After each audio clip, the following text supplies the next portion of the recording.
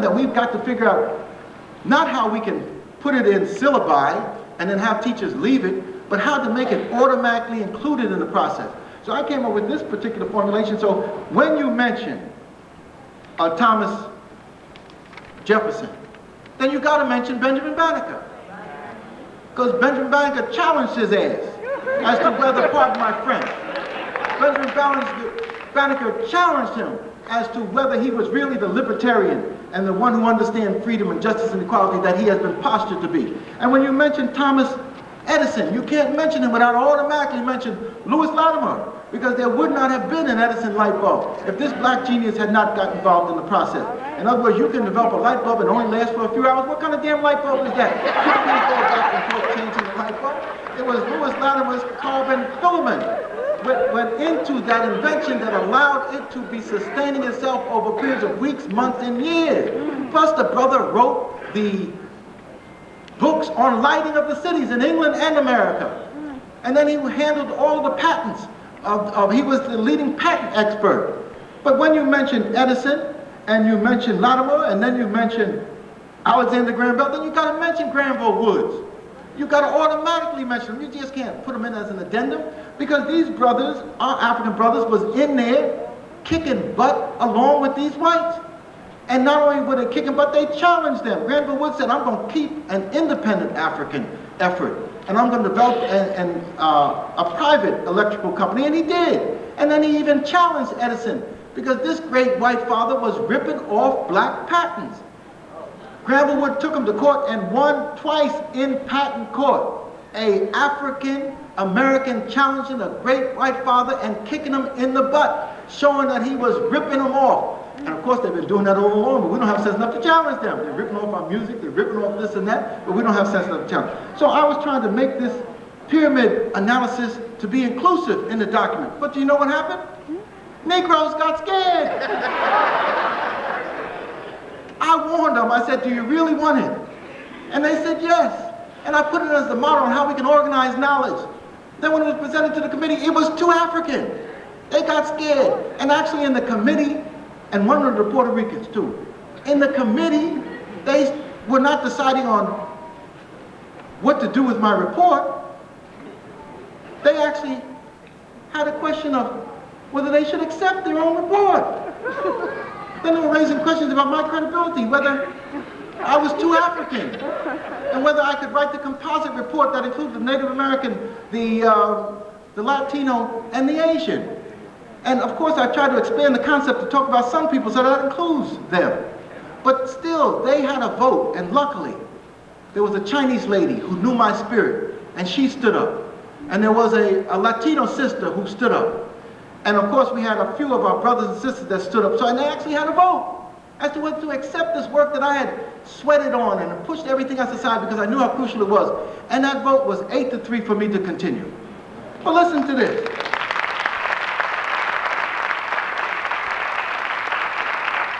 The brother who was on the committee who put the composite report together, he dropped pyramid analysis.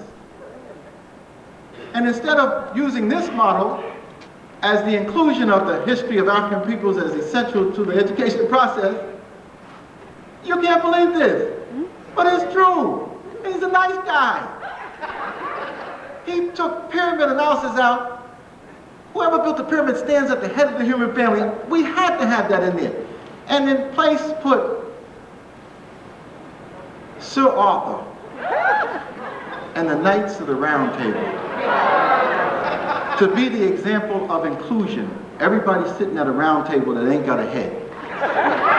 So why I mention that is that we're up against serious obstacles, brothers and sisters. The only document in that educational curriculum of New York that I looked at that even had a black image was this document on drug education. I mean, there's a little black boy with his black family. The only thing that we had our image on, a black male child.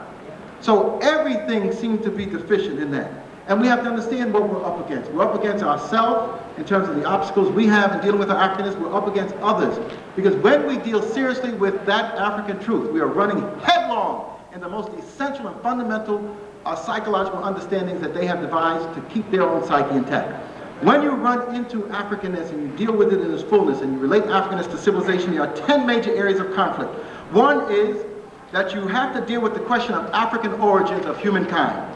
And when you deal with African origins, you run not only headlong into myths and misconceptions, you run headlong into our Judeo-Christian Islamic heritage, which says that there was a Garden of Eden and some white folks was in the Garden of Eden playing around and God spoke to them with some snake and then they didn't do right and so the women became evil and everybody became sinful forever. You run headlong into this myth and misconception about origins. That's not what the Africans passed on to the Judeo-Christians in terms of what was the creation story. Africans had devised an understanding of the male and female principle that elevated the female principle and made it into the God concept along with the male principle. So we've got to understand when we run headlong into our history, we run headlong into their myths and misconceptions. But if you tap into the knowledge, brothers and sisters, out there, because you know when Newsweek puts it out there, it's out there. Newsweek, the African origin of history, the African origin of humanity, supporting what Diop and others were talking about. But of course, Newsweek didn't quite have their imagery correct. They created some brothers and sisters that, one sister was telling me this looks like one of the white TV stars, and they just turned her gave her a little melanin. But of course, they got the Jerry Curl and the rest of that, and then they got the snake that became the symbol of evil, that stamped all women with evilness. So we've got to understand what we're up against. So even when they do try to deal with that African truth and they get control of it, it comes to their perspective, it becomes still part of the miseducation process. So when we deal with the truth of Africanness, we're talking about the African monogenetic origin of humankind. And we'll get into that tomorrow as to what Dr. Shekante Diop says in his scientific work about African humanity. That there's only one race. So we can't talk about racism. That's a myth and a misconception that the Europeans created. He institutionalized his insanity to dominate other people, and that's what you're talking about in terms of institutionalized. But there's only one race. There's the African race. Everything else is a mutation off of that. And that's a fundamental truth that runs headlong into any knowledge that they have tried to dispense. And then number two, if we deal with the African evolution of society, and all of the latest finds are showing that Africa was the birthplace of human culture, the first settled communities, clans living with each other, the first agricultural developments, the first domestication of plants. We even have discovered digging in Nubia, the first monarchy in the history of the world. Even when Africans dig their latrines and finding a place to poop, they discover things, changing the history of the world. So the African evolution of society is real as the Africans move down that special river valley, the Nile Valley. And because the Nile Valley overflowed and created an ecology representing the beneficence of the Lord, it allowed the Africans to move into high cultural civilization. So number three, we run into a problem when we talk about Africa, the cradle of civilization. The three fundamental principles are Africa, the origin of humankind, going back millions of years, not a few thousand years to a Garden of Eden.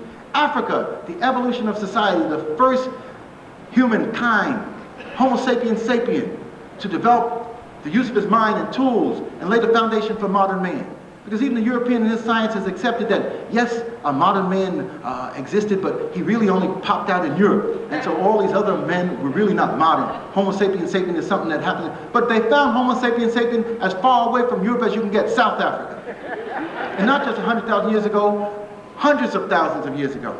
So we have to begin to deal with the African origin of humankind, the African evolution of society, the African cradle of Nile Valley civilization, and the African diffusion of cultures to other peoples. That the ancient Hebrews came into the Nile without the Ten Commandments, without bar mitzvah and manhood and womanhood ceremony, without concepts of circumcision, without concepts of one God. And they went out with those things. Where the hell did they get them? And how did they get them? Sitting at the feet of Africans, interacting with the African value system. And the ancient Greeks, as Dr. Asa was trying to tell us, they sat at the feet of Africans and worshiped Africans as the people who developed science and culture. Aristotle, in his book, The Metaphysics, says that the Egyptian priest class developed mathematics and the scientific arts because they had the leisure. You didn't have leisure to do nothing in Greece. You were too busy kicking each other in the butt or doing whatever you do with the butt that they did in Greece back and forth. So we have to understand that they didn't have time for no leisure. So the relationship of the ancient Hebrews, relationship of the ancient Greeks, and the relationship of others to the Nile Valley civilization has to be understood. That the first Christian nation was not in Rome, it wasn't in England. The first Christian nation was in Egypt and in Ethiopia. So even our Judeo-Christian foundation puts us right in Egypt, whether we come at it from the Hebrew perspective, come at it to the Christian perspective, and then when we talk about Islam, the Prophet Muhammad reached into Africa, as I said before. So we have to talk about, number 5, the stolen legacy. And when we talk about stolen legacy, that's where they get panicky.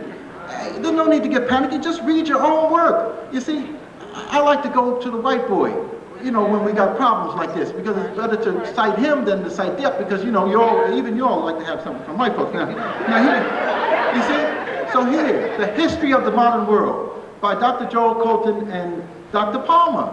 And in a book called The History of the Modern World, in page 3, when they're dealing with a section on ancient times, Greece, Roman Christianity, they have this section, and I quote, "Before the Greeks, the Near East, the Europeans were by no means the pioneers of human civilization."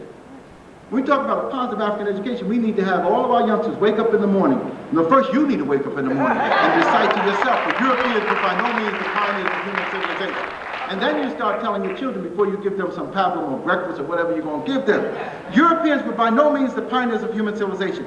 Half of man's recorded history had passed before anyone in Europe could read or write. Half of man's recorded history had passed before anyone in Europe could read or write. In other words, other peoples had writing systems before the Europeans even began to think that the writing systems were possible. The priests of Egypt began to keep written records between 4000 and 3000 BC. But more than 2,000 years later, the poems of Homer were still being circulated in Greek city-states by word of mouth. The rarefied Greeks, the people who have the genius, who brought civilization to the world, so-called, didn't have a writing system 2,000 years after the Africans have a documented writing system with books on mathematics, on medicine, on philosophy, on biblical texts, on wisdom knowledge. So we have to understand the seriousness of what it's all about, that they have taken a people who cannot claim to have a place in history like Africans, and they have juxtaposed them and pushed them ahead of the Africans. But listen to this. This is the white scholar. Now, this is not Dr. J or Dr. Azealia. Shortly after 3000 BC, while the pharaohs were building the first pyramids, Europeans were constructing, let me get this straight now. Shortly after 3000 BC, while the pharaohs were building the first pyramids, Europeans were creating nothing more distinguished than huge garbage heaps.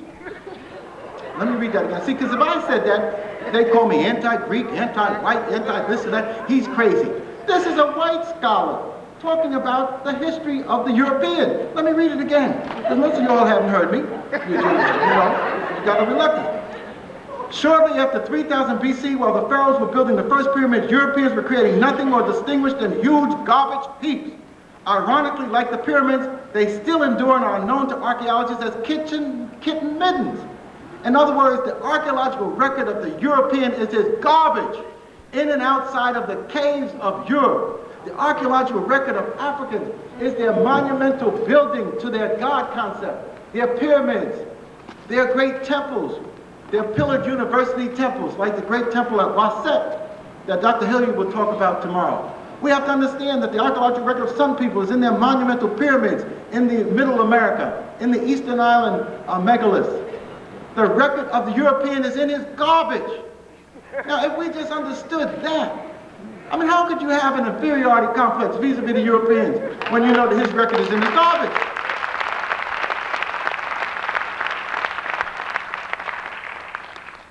But even more than that, we need to deal with the other side of the equation, that ice people's side of the equation. And of course you don't believe me, so I have to have my imagery together. No, I mean, I'm serious about black folk.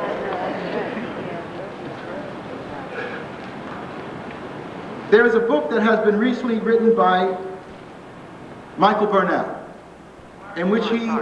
Martin Burnell, in which he talks about, like our scholars, Professor Jackson and Diop and others have talked about for some time, on the ancient roots of Greece. He talks about the Afro-Asiatic roots of Greece. Of course, Dr. Healy and I myself have some serious questions about his work, but he deals an indictment, he deals a deathly blow to European scholarship in terms of falsifying Greece. And he just recently had an article in the New York Times which was entitled, Civilization is an African Creation.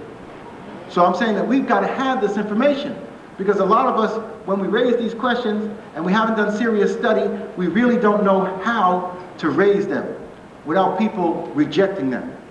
But I wanted to show you one particular image.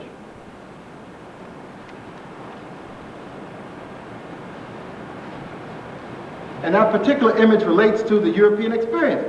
And see, when I deal with these things, the people call me anti-white, but I don't have time for that. I'm trying to be positively African. I am. But if you're going to deal with the history of the world and deal with the fullness of truth, you've got to deal with the European. And so, of course, if you keep your eyes open, and once in a while read Newsweek, Newsweek will not only come up with the African origin of humankind, Newsweek will come up with the reality of the European. This article of Newsweek, November 10th, 1986, and don't try to get a copy of it because they took it off the stands, and they ain't print no more, deals with the way we were. Isn't that a funny euphemism? They really mean the way they were. Our Ice Age heritage, language, art, fashion, and the family. Well, what are you talking about? We don't have no Ice Age heritage. Most of the people on the planet have a sun heritage. But your Ice Age heritage, I raised some serious question, brother, about language. What kind of language are you talking about? Grunts and groans in the cave? You wasn't talking about the sophisticated language systems developed by people of the sun, which dealt with cosmic knowledge. What kind of art you talking about? A few animals that you drew on the walls of the caves? That has nothing to do with the serious art forms developed by Africans and others. And what kind of fashion? I mean, you can't be serious about this skin outfit. Who do you think designed that? Sergio Valente? Or this bone necklace? Who designed that? Calvin Dior or somebody? I mean, look at the comparison. This is European jewelry, some bones. This is African jewelry, the cosmic concept of God. The God within and the God without. Dealing with the laws of nature. How the hell can you make a comparison? That's why I'm telling you, black folks, the miseducation is such that it has forced us to start to believe that we need to compare ourselves with the Europeans. We need to know about the Europeans so we can make some negative comparisons, but we need to compare ourselves with Africans. Compare the Africans before the great dynastic golden age with the Africans of the dynastic golden age. As Asa has come up with a time chart, the old kingdom, the pyramid age.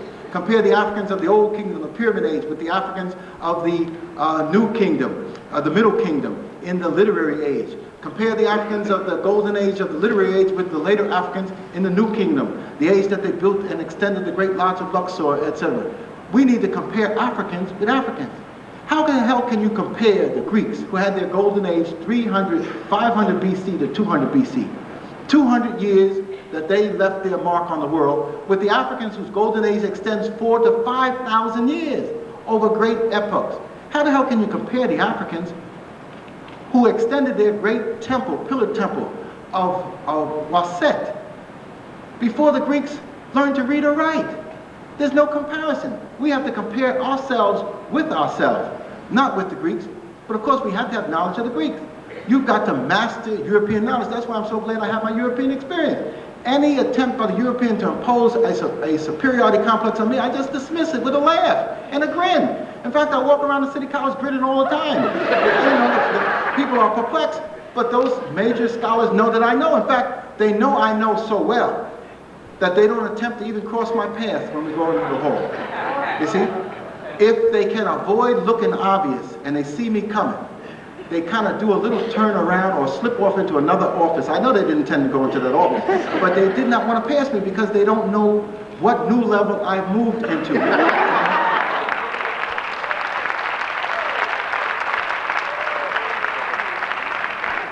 What new understanding I've developed to destroy the miseducation process.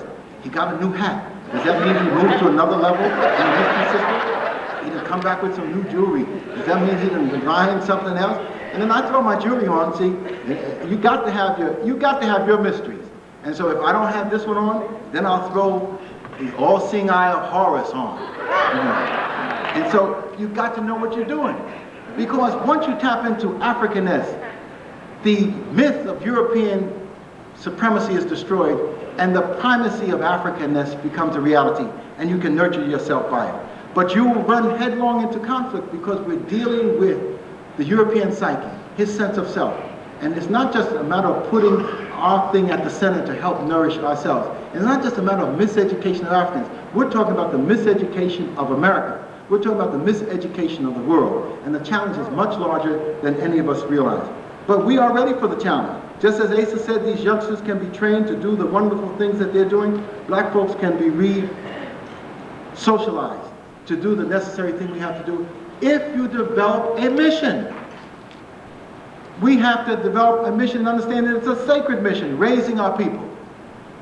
And we are in no more exciting times than today, because the miseducation process can be dealt a definitive death blow with the knowledge that is out there. This knowledge wasn't available to Malcolm, and he did what he did. This knowledge wasn't available to Elijah Muhammad, and he knew that you had to control the socialization process in order to reform youngsters and oldsters. This knowledge wasn't available to Marcus Garvey when he had a vision of Africa. This knowledge wasn't available to Dr. Du Bois when he was expanding his mind, doing all the things he was doing. This knowledge wasn't available when Martin Delany and others were trying to reach out for Africa. This knowledge is available to you. We are privileged to have it. And you've got to understand it. And as Ace and I will develop it tomorrow, we'll give you some things that you need to have to understand it. Like when they talk about the great Greek freaks, then you need to understand that when they put you down about that and you want to know where the Greeks got their knowledge, tell them 525 BC. And then they say, well, what do you mean 525 BC? And then you say, well, 525 BC. And then what happened to 525 BC? 525 BC tells us why there was a Greek miracle. There was no mystery. The Greeks didn't have any genius. 525 BC was when they came into the Nile Valley, one of the many invading groups, and this time they came into the Nile Valley not as scholars invited in, or as Asa said, unwelcome immigrants trying to integrate. They came in 525 BC as mercenary troops of the Persians invading the Nile, after the Syrians and after the Libyans. They came in, and it's at that point that they had free access to the knowledge of the Nile. So if we want to explain why there was a golden age, so-called in Greece, of 200 years, that doesn't compare at all to the 5,000 years of the African golden ages, then we just point up 525 BC. You got to know that. And that will explain how they were able to take the knowledge and do what our brother George G.M. James talks about, develop a stolen legacy. So I'm saying, black folks, we have to become serious, deal with our history, reverse the negative socialization process, tap into our values. And we'll get into that in some real way tomorrow. But I want to leave you with one image that we're going to talk about, because we got to deal with the founding fathers. I call them racist dogs.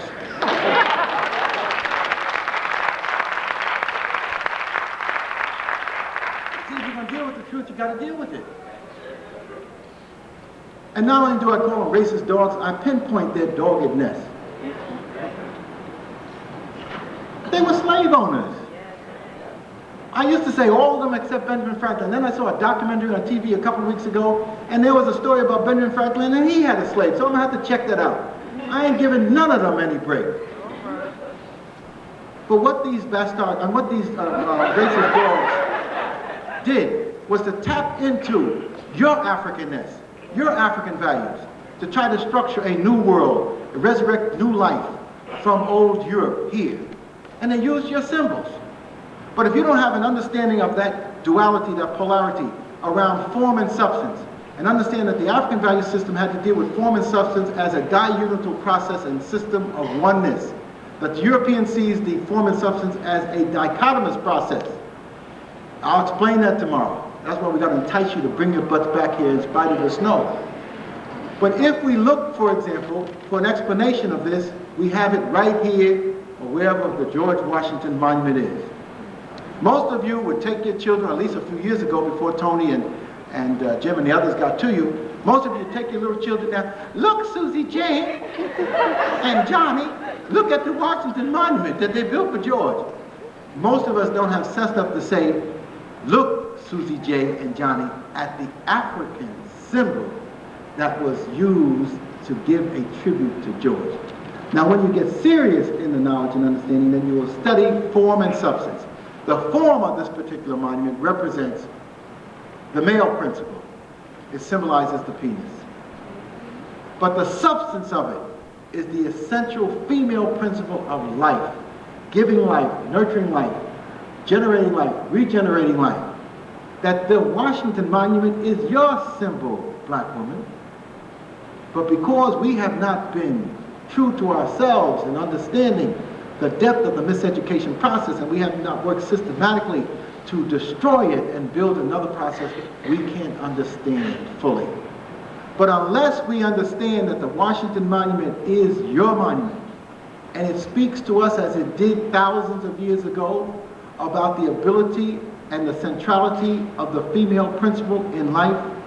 And it tells us that we can resurrect into the 21st century a new African life.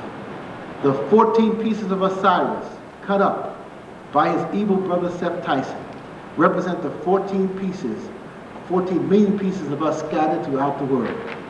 And what this value system, and what this parable and story tells us, that the centrality of the female principle is the key to resurrecting new life. We need to understand that and build our re-education process around those type of principles. Thank you very much, brothers.